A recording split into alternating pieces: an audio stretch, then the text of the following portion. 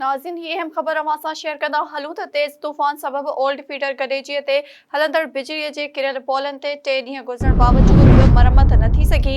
जंहिं सबब ॻोठ राणो खान सोलंकी समेत मुख़्तलिफ़ ॻोठनि में बिजली जी फ़राहमी बंदि पियल आहे। ॻोठ राणो खान सोलंकीअ में हलंदड़ तेज़ तूफ़ान सबब 11,000 वोल्टेज जा पोल किरी पिया हुआ, जिन जी मरम्मत लाइ हिन वक़्त ताईं वापडा इंतज़ामिया नोटिस नाहे वरितो, जंहिं सबब ॻोठ कीचड़ मंगेजा ॻोठ डहर जा रहवासी सख़्त गर्मीअ में बिजलीअ खां महरूम आहिनि। हितां जे इलाइक़े वासियुनि सैयद मेहरम अली शाह, एक्सियन राणीपुर, एसडीओ राणीपुर ऐं ॿियनि वसवारनि खां मुतालबो कयो त मामले जो नोटिस वठी किरी वियल पोलनि जी मरम्मत कराए बिजली फ़राहम कई वञे ऐं वधीक परेशानीअ खां बचायो वञे। हीअ अहम ख़बर अवां सां हिकु भेरो ॿीहर शेयर कंदा हलूं त तेज़ तूफ़ान सबब ओल्ड फीडर गडेजीअ ते हलंदड़ बिजलीअ जे किरियल पोलनि ते 3 ॾींहं गुज़रण बावजूद बि मरम्मत न थी सघी, जंहिं सबब ॻोठ राणो खान सोलंकी समेत मुख़्तलिफ़ ॻोठनि में बिजली जी फ़राहमी बंदि पियल आहे। ॻोठ राणो खान सोलंकीअ में हलंदड़ तेज़ तूफ़ान सबब 11,000 वोल्टेज जा पोल किरी पिया हुआ, जिन जी मरम्मत लाइ हिन वक़्त ताईं वापडा इंतज़ामिया नोटिस नाहे वरितो, जंहिं सबब ॻोठ कीचड़ मंगेजा ॻोठ डहर जा रहवासी सख़्त गर्मीअ में बिजलीअ खां महरूम आहिनि। हितां जे इलाइक़े वासियुनि सैयद मेहरम अली शाह, एक्सियन राणीपुर,